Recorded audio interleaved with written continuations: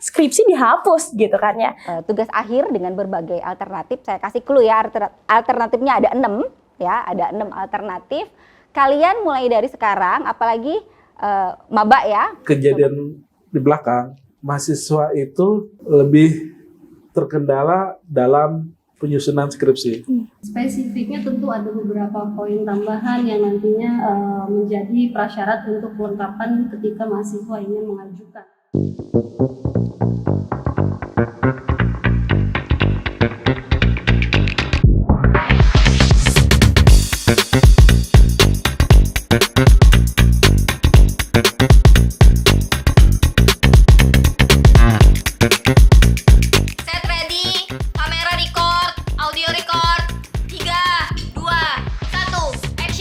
Kreasi Komunikasi. Halo Sobat Kreasi, kembali lagi di RKK, Ruang Kreasi Komunikasi.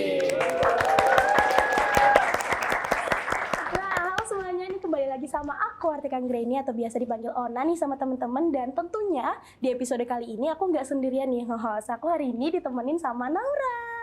Hai. Mungkin Naura bisa perkenalan dulu nih, siapa tahu di teman-teman di rumah lagi kepo siapa sih gadis yang lucu dan imut ini gitu. Terima kasih dulu Kak Ona juga keren dan cantik banget hari ini. Masya Allah. Jadi perkenalkan semuanya, nama aku Naura Zeti Jasmine. Kalian bisa panggil aku Naura. Aku maba Ilmu Komunikasi angkatan 23 dan alhamdulillah aku diamanahi sebagai host baru dalam RKK bonus kali ini. Halo Kak Naura. Oke, nah Kak, kalau Naura kan maba nih Kak. Kalau Kakak sekarang sudah semester berapa nih kuliahnya? Tebak semester berapa? Nah, langsung aja gak ya? Aku sekarang lagi di semester 3, yang mana aku tuh udah ya 1 tahun lah ada di program studi ilmu komunikasi ini. Gimana tuh Kak, kan udah semester 3, mungkin apa tuh Kak yang beda? Kayak tugasnya mungkin banyak atau belajarnya susah gitu Kak, gimana? Nah, sebelumnya ya, biasanya kalau teman-teman aku yang nggak satu prodi sama aku bilangnya ilmu komunikasi ini santai banget gitu, kayak nggak pernah bergadang, nggak pernah ngitung-ngitung. Tapi kalau emang dikatanya emang bener gitu kan. Jadi tugas-tugasnya itu nggak ada yang bisa dikatain kayak berat-berat banget atau susah-susah banget. Dan so far juga aku milih program studi ini karena aku suka gitu, dan ya jalaninnya jadi enjoy juga. Mungkin Naura juga gimana nih adaptasi atau perasaannya saat kuliah, karena kan dari SMA ke bangku perkuliahan? Kalau buat aku bener-bener fun sih Kak, karena temen-temennya juga minatnya sama, terus juga yang kita pelajarin tuh sama, program-programnya seru-seru juga. Kayak ini contohnya RKK episode bonus. Wow. Seru banget. Iya. Oke, jadi untuk Kakak sekarang mungkin kan udah semester 3. Betul. Itu kalau buat tugas akhir kayak skripsi gitu, udah ada pembicaraan nggak Kak mengenai hal itu gitu? Wah, kalau dikatain skripsi ini kayak langsung dagup-dagup gitu ya, jantungnya kayak takut gitu. Tapi sebenarnya biasanya kalau skripsi itu biasanya digarap tuh dari semester 6 atau semester 7 kan ya. Dan aku denger juga nih Nau, kalau di program studi ilmu komunikasi kita nih, skripsi itu mau diganti nih. Jadi nggak perlu tuh ngerjain skripsi lagi, tapi kita bisa milih buat ngerjain proyek-proyek gitu. Dan teman-teman mungkin ada yang kepo juga nih tentang, skripsi dihapus gitu kan ya, diganti sama apa gitu. Nah, kali ini kita bakal kedatangan bintang tamu kita yang juga berperan penting nih di program studi ilmu komunikasi. Siapa lagi kalau bukan Ibu Dr. Yonita Setiastuti SIPMSI selaku Korprodi Ilmu Komunikasi. Selamat datang Ibu di RKK. Selamat datang Ona dan Naura. Ibu, bagaimana kabarnya Ibu? Alhamdulillah baik, alhamdulillah sehat. Alhamdulillah. Ona, Naura sehat? Alhamdulillah. Baik juga Ibu. Oke, mungkin kalau Ulun Gula sebagai maba, kan banyak nih pertanyaan masa adaptasi, kuliah dan sebagainya, kayak yang tadi udah dibahas juga nih sama Kak Ona nih terkait skripsi. Nah, dengar-dengar kan skripsi itu mau diubah gitu Bu, dan mau dihapus gitu, jadi diubah jadi proyek. Nah, tapi menurut Ibu sendiri, memangnya kenapa gitu? Kenapa kuliah itu tuh perlu skripsi? Kenapa kuliah perlu skripsi? Pertanyaan Gen Z banget nih ya. Oke, kenapa kuliah perlu skripsi? Jadi yang namanya kuliah itu ada yang namanya KKNI. Jadi tentang kualifikasi yang terstandar nasional Indonesia. Nah, di situ sebagai dasar bahwa setiap program studi itu ada yang namanya kurikulum. Nah, dalam kurikulum ada yang namanya kompetensi lulusan atau profil lulusan. Dan profil lulusan di program studi ilmu komunikasi salah satunya yang mengacu pada KKNI level 6, ya untuk sarjana KKNI-nya level 6 itu adalah asisten peneliti. Jadinya kalau kita mau jadi asisten peneliti, otomatis kita harus punya pengalaman penelitian. Nah, itu diakomodir lewat yang namanya skripsi. Dan mengacu pada permen yang terbaru nih, yang membuat heboh teman-teman mahasiswa semua ya, Permen Dikbud Ristek nomor 53, pasal 8 ya, disampaikan bahwa untuk menunjang kualifikasi dari lulusan itu harus ada yang namanya tugas akhir dalam berbagai bentuk, salah satunya adalah skripsi, terus tugas akhir, prototipe, dan lain-lain. Jadi kenapa harus ada skripsi? Jawabannya karena itu menunjang kompetensi lulusan dan juga profil lulusan untuk sarjana, di mana salah satunya ada yang namanya asisten peneliti, begitu. Nah, mungkin dari penjelasan Ibu tadi nih tentang skripsi tadi, mungkin teman-teman juga pengen tahu nih, apa sih pandangan Ibu tentang tujuan dari pengadaan skripsi ini selama ini udah tercapai atau belum nih Bu? Tentang kata Ibu tadi yang pertama, skripsi itu sebagai yang kompetensi itu Ya. juga tadi kan. Apakah skripsi ini sudah sesuai dengan tujuan awalnya diadakan skripsi? Tentu saja bisa dibilang sebagian tercapai, sebagian enggak. Karena sekarang kan sudah prinsip merdeka ya, kita harus melihat bagaimana kompetensi teman-teman mahasiswa. Tidak semuanya sekarang itu mengacu pada ingin menjadi asisten peneliti. Ya, jadi ada yang punya kompetensinya arahnya menulis dan presentasi dan juga turun lapangannya keren, tapi sebagian lagi tidak. Nah, mungkin itu juga menjadi salah satu dasar Kemendikbudristek untuk mengeluarkan permen yang baru. Begitu. Memang keadaannya di lapangan memang sebagian besar itu memenuhi tujuan, tapi banyak juga yang tidak mampu dan tidak memenuhi tujuan skripsi tersebut. Oh, berarti ada yang udah tercapai, tapi juga di sebagian belum tercapai gitu ya Bu ya. Oke. Jadi kan tadi udah Ibu bahas tuh skripsi itu sebagai pembentuk kompetensi gitu supaya mahasiswa ini berkompetensi yang bagus. Tapi kok skripsi ini juga pengen diganti dengan proyek-proyek karena pertimbangannya juga kompetensi itu banyak dan tidak hanya skripsi gitu. Jadi kayak tadi contohnya yang menulis ya dan kerja lapangannya bagus itu juga salah satu jadi pertimbangan. Nah, tapi Bu, akhir-akhir ini kan ada nih hangat banget dibahas sampai maba-maba juga ada yang bicarakan nih karena dampaknya nih benar-benar gede untuk perkuliahan di Indonesia. Betul. Soal penghapusan sistem skripsi dan salah satunya itu diganti menjadi proyek yang kayak tadi udah ibu sebutkan. Nah, gimana nih tanggapan Ibu mengenai hal tersebut? Nah, kebijakan tersebut menurut Ibu udah tepat atau belum gitu? Oke. Banyak nih ya yang mahasiswa banyak banget yang nanya tuh di sosial media apalagi ya. Skripsi dihapuskan, hore gitu ya. Merdeka, enggak skripsi lagi gitu. Nah, teman-teman kurang membaca nih permennya itu tulisannya apa gitu ya. Jadi di Permen Dikbudristek nomor 53 tentang penjaminan mutu pendidikan tinggi itu mengatakan bahwa yang saya sebutkan tadi untuk memenuhi kualifikasi lulusan perlu adanya tugas akhir yang bentuknya tidak hanya skripsi. Jadi diralat ya, bukan dihilangkan tapi diberi berbagai alternatif. Karena tadi kan ketika melihat di lapangan tidak semua mahasiswa itu terampil dalam menulis, terampil dalam turun lapangan. Mungkin keterampilannya memenuhi kompetensi lulusan yang lain. Jadi tidak dihapus tapi diberi opsi dan alternatif. Oh, berarti punya pilihan gitu ya Bu ya. Ya. Jadi nggak harus skripsi gitu, tapi ada alternatif lain Betul. yang bisa sebagai wadah mahasiswa buat di proses Tugas akhir akhir, ya, tugas akhirnya. Wah, jadi banyak ya pilihan kita, apalagi di program studi ilmu komunikasi ini, kita biasanya juga fokus kayak media-media kan Bu ya, kayak Betul. bikin film atau project, event-event gitu. Jadi menurut aku sendiri nih, kalau skripsi sendiri itu ada opsi kayak ini sangat membantu gitu sama teman-teman atau aku sendiri mungkin ya yang suka banget kayak misalnya bikin event atau project-project lainnya yang bisa dibikin selain skripsi buat tujuan akhir, tugas akhir gitu. Nah teman-teman, itu tadi tentang launching yang kok skripsi tadi itu bukan dihapuskan, tapi ada opsi alternatif lain. Betul. Gitu. Nah, untuk di Prodi Komunikasi sendiri, nah itu kan tadi adalah peraturan dari Kemendikbudristek.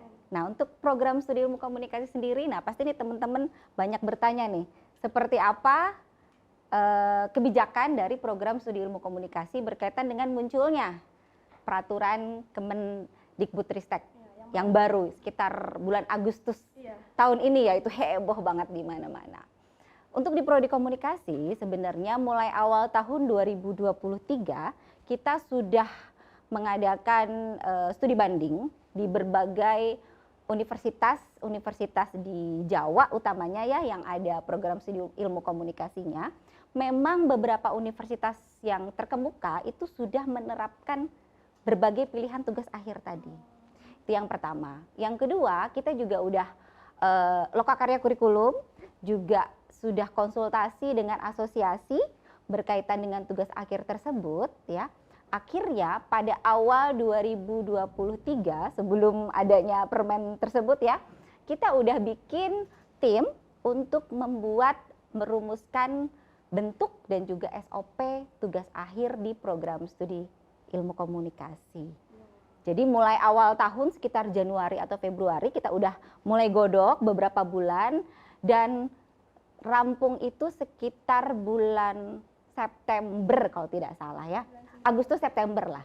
Nah, dari situ kita bawa ke tingkat fakultas dan kita konsultasikan dan alhamdulillah baru beberapa hari yang lalu sekitar tanggal 20 Oktober SOP-nya itu sudah ditandatangani dan sudah disahkan oleh Dekan Visip ULM.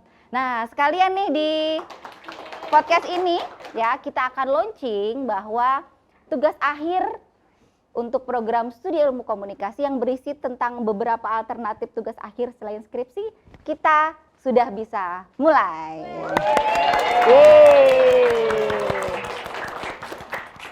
Wah. Pasti bertanya nih apa bentuknya nih? Ya, bentuknya? Nah, mungkin untuk informasi lebih lanjutnya nih mengenai pemberlakuan tugas akhir tadi, kita bisa beralih ke sesi selanjutnya ya kan Bu? Betul. Karena mungkin Ibu juga sibuk nih ya kan? Jadi Tidak. sebelumnya terima kasih Ibu Sama-sama. sudah datang di RKK kali ini dan penjelasannya dan launchingnya juga tadi. Mungkin itu juga bisa menjawab pertanyaan-pertanyaan yang mungkin timbul di benak-benak teman-teman di rumah semua. Iya, sama-sama. Satu pesan saya berkaitan dengan adanya tugas akhir dengan berbagai alternatif. Saya kasih clue ya, alternatifnya ada 6 ya, ada 6 alternatif. Kalian mulai dari sekarang, apalagi maba ya, coba mulai dari sekarang kalian kenali kompetensi kalian itu ke arah mana. Karena yang namanya kompetensi lulusan dari program studi ilmu komunikasi itu ada 4. Tadi kan sudah tuh asisten peneliti. Yang kedua adalah praktisi public relation. Yang ketiga praktisi periklanan. Dan yang keempat adalah praktisi media. Jadi nanti pilihan tugas akhirnya tidak jauh dari keempat kompetensi tadi. Jadi kita harus bisa memberikan tempat untuk keempat kompetensi tadi, bukan hanya untuk asisten peneliti. Jadi mulai sekarang siapkan, kenali diri, kira-kira saya ini lebih punya minat dan juga bakat di mana di keempat kompetensi itu supaya nanti bisa mengarah pada tugas akhir yang mana begitu. Wah, jadi bisa persiapan nih buat Naura, mungkin buat Ya, saya betul. juga buat persiapan nih ya kan. Jangan lupa nanti semester 5 banyak ini loh. Banyak project loh. Wah. Jadi tadi Dapat bilang spill-spill. santai ya, nanti semester 5 enggak santai lagi. Teman-teman. Nah, mungkin kita bisa ke sesi selanjutnya nih, Siap. Bu. Terima kasih banyak Ibu. Tepuk tangan dulu dong buat Ibu.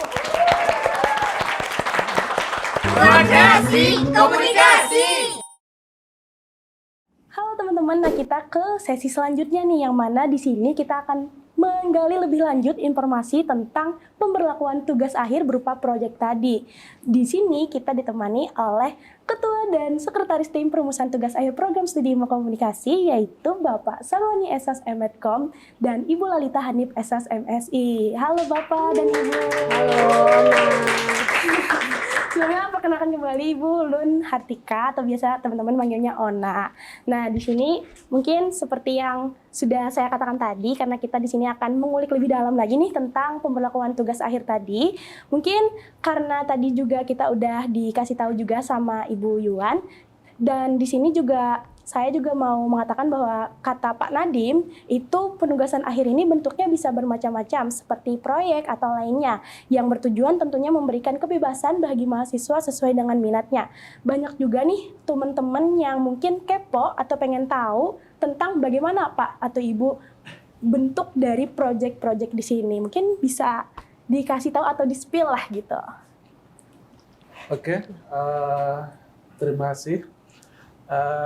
Di rencana di program studi komunikasi bahwa skripsi juga merupakan bagian dari tugas akhir, Iya. jadi itu tidak bisa terlepaskan karena berdasarkan penjelasan dari koordinator program studi tentang KKN yang poin 6 tadi, Iya. bahwa peneliti pemula gitu ya, Iya. jadi kita masukkan skripsi bagian dari tugas akhir. Kemudian penulisan di jurnal, salah satunya juga ada penulisan di jurnal, karena ada juga mahasiswa yang mereka tidak mendalami di dalam penulisan ilmiah semacam skripsi, tapi mereka mahir dalam kepenulisan gitu. Ya, ada juga kita bikin menjadi 6, itu sudah 2. Yang ketiga, mengakomodir mahasiswa yang hobi membuat iklan gitu ya. Jadi bentuk iklan macam-macam di situ ya, ada iklan masyarakat dan sebagainya. Itu bisa juga kita akomodir menjadi sebuah tugas akhir. Mungkin selebihnya, sisanya mungkin bisa disampaikan Ibu Sekretaris kita gitu ya, Ibu Lalita Hanif, untuk menjelaskan apa-apa aja yang menjadi tugas mahasiswa untuk tugas akhir mereka, sehingga mereka dikatakan sarjana nanti gitu ya. Iya. Oke. Ya, terima kasih Pak Sarwani. Saya akan menambahkan Kak Ona ya, Iya. bahwa tadi udah disebutkan yang pertama skripsi pilihannya, yang kedua adalah artikel ilmiah yang nantinya akan dipublikasikan ke proceeding ataupun jurnal nasional atau jurnal internasional, dan berikutnya adalah iklan. Kemudian proyek yang berikutnya adalah film, itu berupa film dokumenter. Dan kemudian adalah proyek media. Dan yang terakhir, media ini bentuknya adalah berita reportase ataupun berita investigatif dalam bentuk audiovisual. Dan yang terakhir adalah kampanye PR gitu, dengan beberapa bentuk pilihan. Gitu. Berarti banyak pilihannya Bu ya. Ada 6 totalnya, Iya, termasuk ada skripsi. 6. Wah. Nah, tadi karena ada 6 dan juga udah dijelaskan sama Bapak dan Ibu bahwa bentuk-bentuknya tadi seperti itu, mungkin kita masuk ke pertanyaan selanjutnya nih Bu, tentang karena tadi sudah bentuk-bentuknya, mungkin di sini bagaimana sih Bu prosedur pengajuan tentang perihal tugas akhir ini dalam bentuk proyek dan lain sebagainya tadi? Ya, mungkin prosedurnya sama kayak dulu skripsi. Jadi mahasiswa itu membuat outlet gitu ya, atau kerangka dasar dulu apa yang akan dikerjakan. Misalnya skripsi. Iya. Kalau skripsi mungkin dia membuat outline gitu ya, apa-apa yang menjadi nanti akan diteliti, masalahnya apa yang akan ditemukan gitu ya. Iya. Tujuan penelitian itu apa. Sama juga dengan penulisan karya ilmiah yang lain kayak jurnal tadi. Jadi mahasiswa mengajukan ke prodi tentang kerangka tadi, outline-nya apa, nanti di prodi yang akan menentukan siapa-siapa yang akan menjadi pembimbing mereka untuk tahap selanjutnya, gitu ya. Iya. Kemudian dalam mekanisme penilaian mungkin sama aja. Jadi ada komponen-komponen penilaian dalam tugas akhir itu sama dengan skripsi, terkait isi, terkait nanti selain isi nanti bisa terkait dengan pengetahuan umum dan sebagainya. Itu hampir mirip, mungkin nanti kita bikin dengan cara penulisan skripsi seperti itu. Iya. Mekanisme sama aja. Jadi mahasiswa di awal menulis dulu outline-nya dan nanti prodi yang akan menentukan siapa-siapa yang nanti akan menjadi pembimbing. Jadi dalam selanjutnya itu bimbingan dengan pembimbing. Berarti bisa disimpulkan kalau proyek-proyek yang baru-baru ini itu tuh prosedurnya tuh hampir sama dengan skripsi yang dulu-dulu ya Pak? Betul. Ya, oke. Nah, atau Ibu Lelita bisa? Iya, bisa Ibu ditambahkan. Ya, kalau untuk spesifiknya tentu ada beberapa poin tambahan yang nantinya menjadi prasyarat untuk kelengkapan ketika mahasiswa ingin mengajukan. Misalnya salah satunya adalah mahasiswa sudah harus menempuh 120 SKS seperti itu dan syarat-syarat lainnya. Saat mahasiswa sudah memperoleh dosen pembimbing, maka dia sudah bisa melanjutkan proses pembimbingan. Kurang lebihnya sama saja seperti skripsi, kayak gitu. Iya. Ada ujian seminar proposal juga hingga ujian akhir. Dan melibatkan mitra, khusus untuk iklan, film, kampanye PR, dan juga proyek media, itu melibatkan mitra. Berarti tergantung proyek apa yang diambil oleh mahasiswa ini untuk tugas akhirnya ya Bu ya? Seperti itu. Nah, kalau boleh tahu juga nih Pak atau Ibu, bagaimana sistem penilaian akhir pada tugas akhir ini? Misalnya nih tergantung seperti proyek yang dikerjakan atau spesifik kayak tingkat nasional atau tingkat internasional atau bahkan tingkat daerah aja, dan ruang lingkupnya yang tugas-tugas proyeknya itu yang diemban di proyek tersebut. Iya. Mungkin bisa Ibu. Boleh saya jelaskan ya, untuk prosedur penilaian itu sudah tertuang di SOP. Seperti misalnya artikel ilmiah, itu udah ada nilai yang ditentukan, misalnya publikasinya nanti di jurnal Sinta berapa, iya. nah gitu. Beda-beda. Kemudian pastinya proses secara keseluruhan Mbak yang dinilai, gak cuman outputnya aja dari awal sampai akhir. Dosen pembimbing yang paling tahu, dan nantinya yang menilai juga penguji tambahan 2 orang gitu. Untuk yang lainnya tadi ada keterlibatan mitra sih. Berarti mempengaruhi juga ya Bu ya untuk mitra seperti kayak periklanan tadi atau PR tadi juga seperti itu. Nah, mungkin kita ke pertanyaan terakhir nih Bapak dan Ibu. Mungkin tadi juga sudah cukup jelas nih teman-teman tentang bagaimana proyek atau tugas akhir tadi yang akan diemban oleh kita-kita yang sekarang ada di program studi ilmu komunikasi. Mungkin Bapak dan Ibu bisa nih memberikan saran dan pesan untuk mahasiswa agar lebih siap dalam menghadapi syarat kelulusan yang baru ini. Mungkin bisa dari Bapak Sarwani. Oke. Ini terkait tentang tugas akhir. Iya. Saya flashback ke belakang gitu ya. Kenapa skripsi ini menjadi semacam momok bagi mahasiswa gitu ya. Karena beberapa kejadian di belakang, mahasiswa itu lebih terkendala dalam penyusunan skripsi. Nah, kita memberi ruang, memberi jalan bagaimana supaya mahasiswa itu cepat selesai. Salah satunya kita mengadakan atau menyediakan atau memprogramkan mata kuliah seminar proposal. Harapannya itu ketika mata kuliah itu sudah dijalani, semester berikutnya mahasiswa itu sudah selesai. Itu pun kalau saya evaluasi berjalannya juga tidak maksimal, tetapi sedikit memberi ada harapan bagi mahasiswa, terutama pada angkatan 2019 itu banyak yang sudah selesai gitu ya.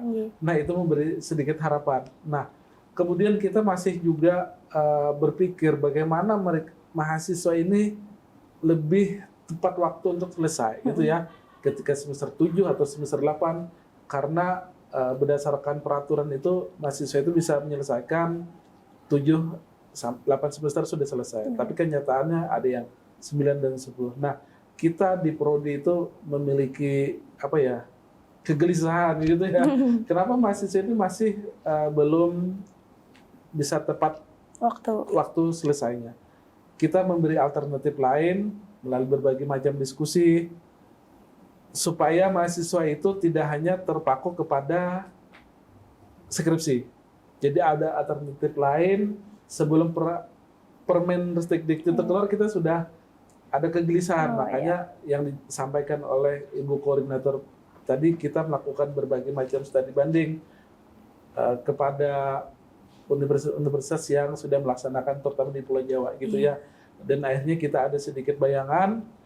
Saya diminta untuk koordinator teman-teman untuk membuat SOP tugas akhir itu, dan alhamdulillah sudah disetujui oleh program disetujui oleh pimpinan kita gitu ya, nanti akan dilaksanakan oleh program studi. Harapannya ini sudah ada alternatif, berbagai macam alternatif, nanti peminatan atau kompetensi mahasiswa itu mau kemana. Di awal itu sudah disampaikan tadi oleh Ibu, kita ini pengen mengerjakan apa, jalur saya atau keahlian saya di mana, itu yang di awal sudah dibikin. Saya ingin menulis jurnal. Di awal direncanakan di awal saya ingin menulis jurnal, maka cari sumber-sumber jurnal atau cari yang sekira saya bisa publish dan sebagainya gitu ya. Diperhitungkan waktunya, kapan selesainya menulis dan sebagainya. Jadi sarannya ya itu hampir mirip dengan saran Ibu tadi. Saya nyamannya atau enjoy-nya mau di mana gitu ya. Nah, sesuai dengan tugas akhir tadi ada 6 gitu. Saya pengennya apa? Saya inginnya tetap meneliti pemula, saya ambil skripsi gitu ya. Saya lebih ingin menulis, ya saya masukkan ke jurnal. Saya lebih suka membuat iklan, ya saya praktisi periklanan. Proyek iklan yang saya kerjakan. Jadi sesuaikan dengan sebenarnya sesuaikan dengan diri kita. Kita pengennya kemana, disesuaikan dengan itu. Jangan paksakan. Kalau kita tidak sesuai menulis skripsi, saya membuat iklan gitu. Sementara saya di menulis jurnal seperti itu. Jangan dipaksakan. Ingin gagah-gagahan, tapi kita juga nanti akan terhambat di situ. Lebih baik cepat dan sesuai dengan yang kita minati. Mungkin itu sarannya. Mungkin dari Ibu? Saran tambahannya adalah tentunya studi yang kalian tempuh saat ini itu harus direncanakan dengan baik, dan yang paling penting adalah komitmen untuk mau menyelesaikan studinya dengan baik hingga pada tahap tugas akhir tersebut. Seperti itu.